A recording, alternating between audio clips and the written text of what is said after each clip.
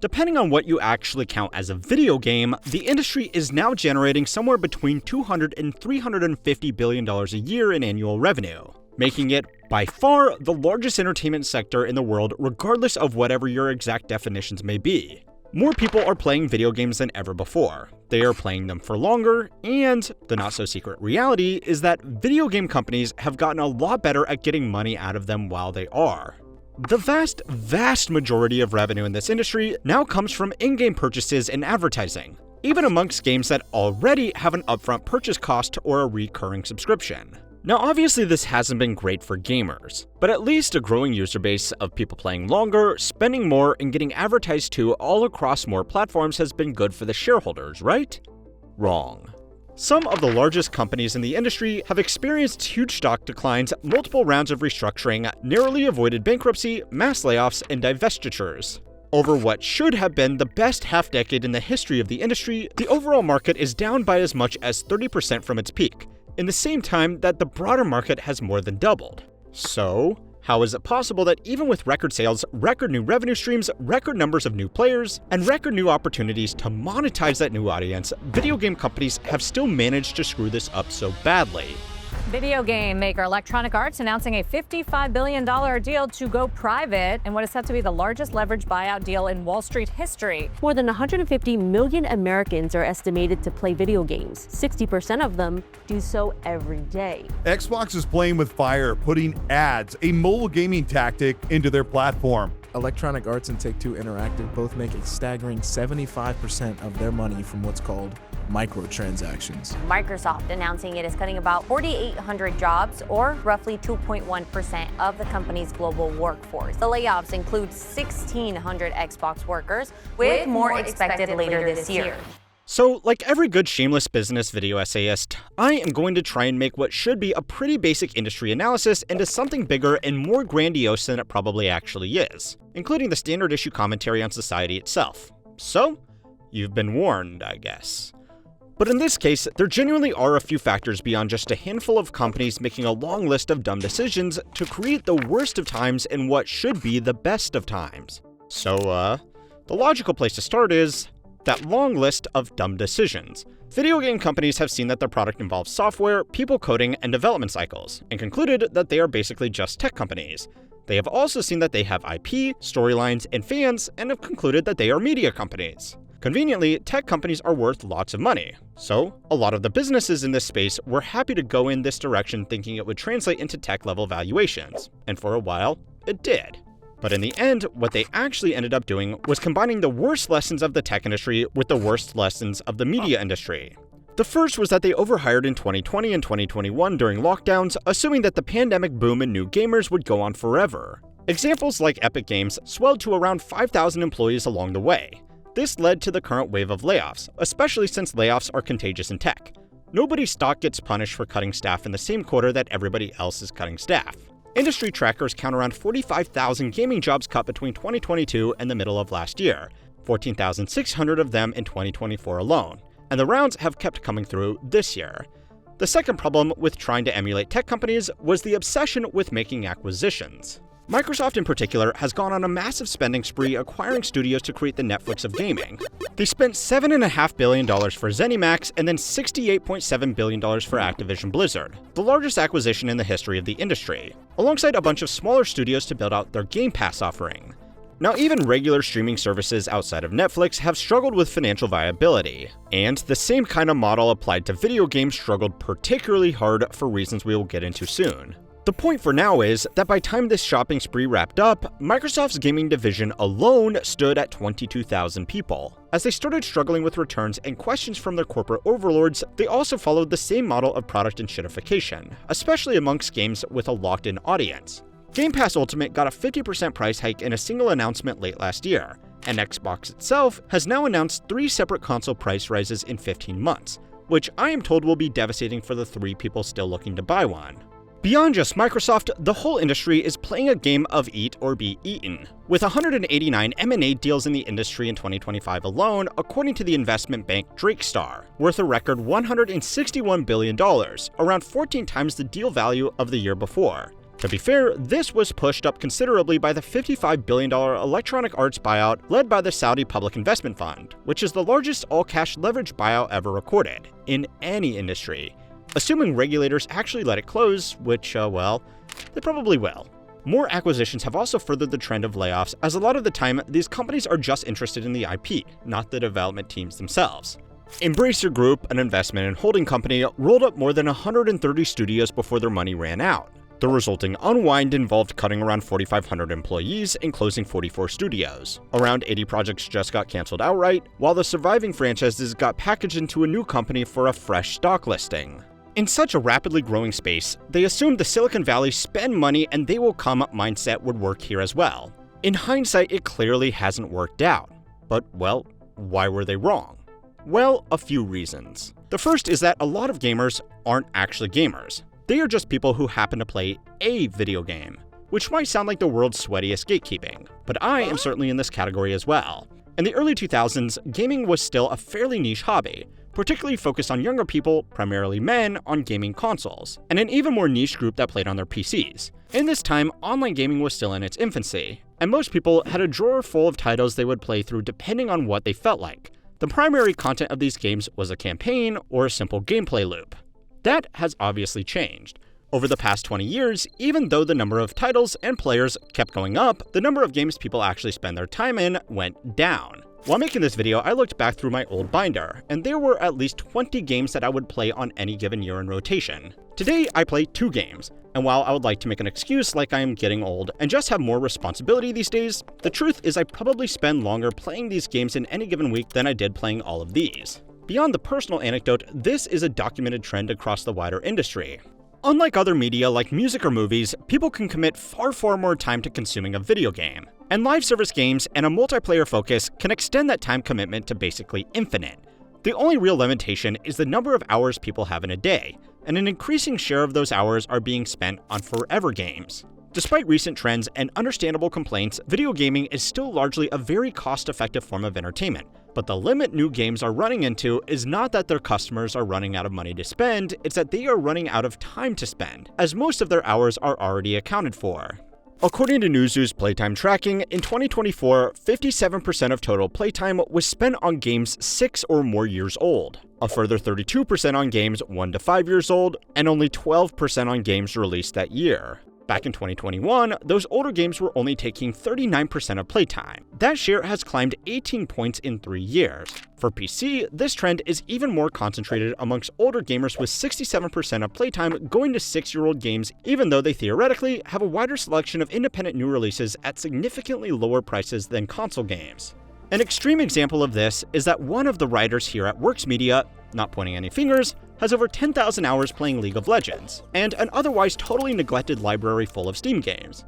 The top 5 titles on PC accounted for 30.4% of all hours on their own, and Fortnite by itself was 9.3% of all track playtime across PC and console combined. So, while in theory the total addressable market is better than ever, most of these studios are actually just fighting over a shrinking pile of scraps. Industry analyst Matthew Ball estimated that outside of annualized franchises, thousands of games backed by tens of billions of dollars were competing for around 5.6% of total player hours, and 4 titles won half of it. So yeah, the industry has basically broken into studios that have managed to create a hit game and they are just milking it, and studios taking huge risks on the hope that they can produce the next one. It's just simply much harder to sell a casual $70 game these days, which has created some much more serious downstream problems. So it's time to learn how money works to find out how the gaming industry is imploding under the weight of its best years ever. This video is sponsored by Monarch. If you have ever tried to track your money across multiple apps and accounts, you know how easy it is to lose sight of the big picture. Monarch is a private, ad-free personal finance platform that syncs all your accounts from 13,000 plus institutions into one clean dashboard. What I like about Monarch is that it does not try to make you obsess over every transaction. It separates your fixed and flexible spending, shows you your progress on goals, and lets you know when something unusual happens, all in plain English. You stay aware without being overwhelmed. My partner and I actually use the shared view for our monthly budget check-ins. We both see the same dashboard, the same goals, and same recurring bills. It has cut out most of the awkward money conversations because there are no surprises. Monarch also tracks your net worth over time and gives you clear timelines for saving and paying down debt, so you can see whether you are actually making progress instead of just hoping you are. And because you are the customer and not the product, Monarch is completely ad-free with bank-level encryption. No data selling, no ads in your financial dashboard. Try Monarch yourself. Start the free trial, then scan the QR code on screen or use the link in my description for 50% off your first year.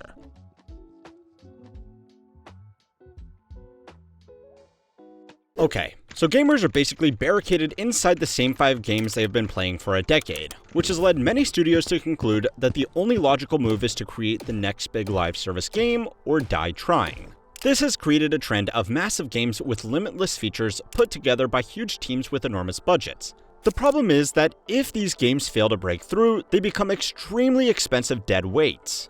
This also means that even at full price, a lot of these titles can't make their money back on unit sales alone, so they are leaning more on in-game purchases and in-game advertising. If these never eventuate, because nobody ends up spending that much time in the game, losses can be devastating even with decent upfront sales. And of course, it's a lot worse without them.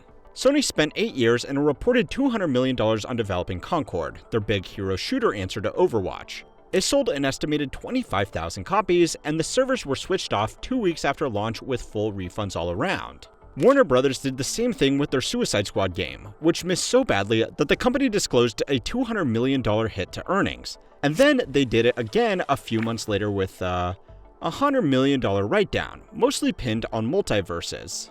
Now, I know it's fun to point and laugh, but it's going to keep happening. Because of the network effect of these games, the results are increasingly polarized. They are either a smash hit or a monumental failure.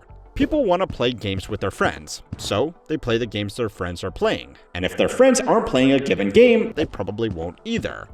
Helldivers 2 or a Marvel Rivals, or even something like Among Us and Mecha Chameleon have broken through and they are printing money from people who want something to play with their friends, but that self-reinforcing concentration means everything else is running a greater risk of becoming another Concord.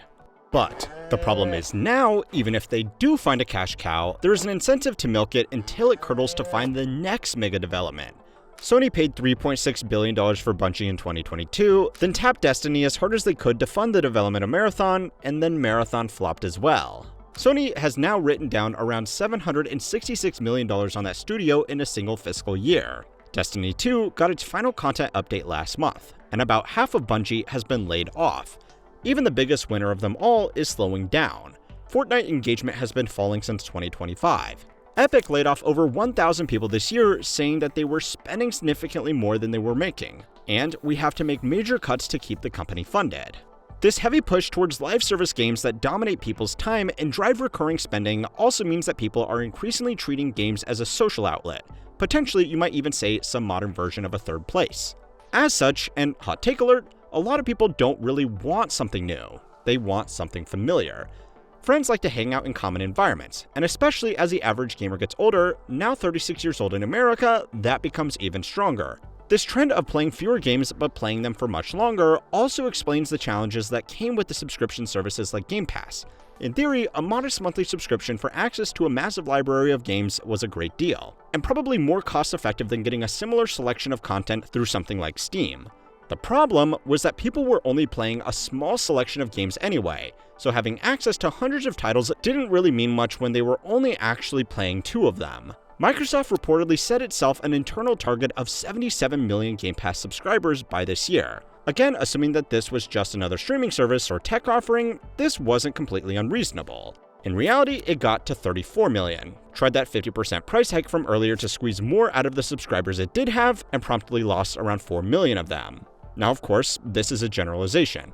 Everybody spends their time differently, and if you are personally someone that likes to try a new title every month, congratulations, you are probably having a lot more fun than everybody else. But for everybody else, there is one place left to actually find extra hours in people's day: mobile. People just spend more time on their phones than sitting down at a dedicated PC or console to do gaming. This becomes particularly true for the filthy washed masses of more casual gamers. The share of direct mobile game revenue is now bigger than PC and console combined, $103 billion last year against $86 billion for the other two put together. Now, you probably already knew all this, but the point is that this can be a lot more lucrative, because mobile games are generally much simpler in design and development and also have a system more naturally conducive to microtransactions. Often, payment can be handled through the same phone that people are playing on, which strips out the transaction friction that games on other platforms have to fight through. Again, this is well documented. But if studios are going to choose a proper game for real gamers, there needs to be a very good commercial reason why they wouldn't spend the same resources on building dozens of games for a much larger, more lucrative market. The only real justification is the chance at making the next big live services game. On the other end of the development spectrum, it's never been easier for independent studios or even individual people to create their own game and publish it thanks to robust game engines in platforms like Steam or even Roblox. But this means that basic indie games are an incredibly crowded space with immense competition. More than 19,000 games were released on Steam last year alone, and nearly half of them got fewer than 10 user reviews. To differentiate themselves, game companies have felt the need to create significantly higher-end titles that wouldn't be possible for smaller teams to put together. This has created a missing middle of games that are a cut above the indie selection in terms of features, but aren't monster AAA titles that cost more than Avatar to make. Court documents filed by Activision revealed that Black Ops Cold War cost around $700 million to develop before marketing, despite, well, let's be honest, not really being that much different from any other COD games released in the last 10 years. In the past, studios could try to create a consistent roster of decent games. If one of them did well, that was great. If one of them flopped, that wasn't ideal, but it wasn't crippling.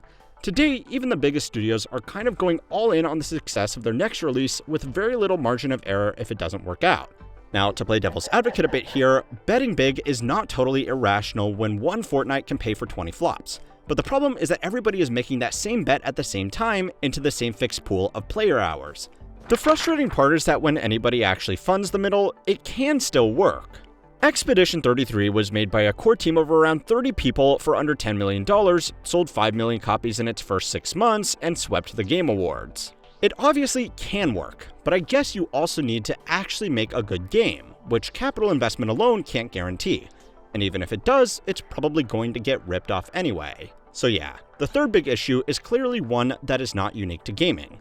If you ever see a YouTube video that does well, you can be pretty sure that there will be 20 other videos that copy it in the coming months, because making an original YouTube video normally takes a fair amount of time and effort, and if it doesn't do well, it can cause serious problems. Copying a video is easy. It comes with some guarantee of success. That's the exact reason why I've decided to mix things up and steal the Smoothie King's talking points and thumbnail for this video. Now hopefully it goes without saying that I am joking. I will always leave a link in the description below, and we mostly discuss different things. But the point is, this clearly happens everywhere on YouTube as people just naturally follow basic incentives. The same is true 10 times over for video games. Any game that does well is going to be copied by dozens of people with tools that make basic game design relatively simple. This is especially the case with people porting paid indie games into Roblox for free with inbuilt microtransactions. Last summer, Peak, one of Steam's best-selling games of the month, got cloned on Roblox almost immediately. The copy pulled in 6 million visits in about 2 weeks, monetized with Roblox's own microtransaction system, while the studio that actually made the game got nothing. The game developers said that they would rather you pirate their game than play the microtransaction-riddled Roblox slop ripoff, which is a sentence an actual game studio felt the need to post in 2025. Roblox is running 132 million daily users and 31 billion hours of engagement every quarter, which the same Matthew Ball from earlier estimates is about the same engagement as Steam, PlayStation, and Fortnite combined. Now obviously this is bad, but the point is for large studios, it further means that they need to make games with some kind of moat around them to defend against obvious ripoffs. And the easiest one is to make something too complex to copy, and then integrate recognizable IP in addition to some guarantee of players being around for consistent online multiplayer. Now, it sounds bad, but it gets worse because this has literally already happened before. The last time this industry drowned itself in cheap copies of whatever it was selling, it was 1983, and the American home video game market fell by around 97% in 2 years. So yeah, I'm not exactly going to feel bad for the big gaming companies. They have made plenty of their own mistakes and have leaned into anti-consumer practices to compensate for their own failing. But it's not been an easy time to be a game studio either.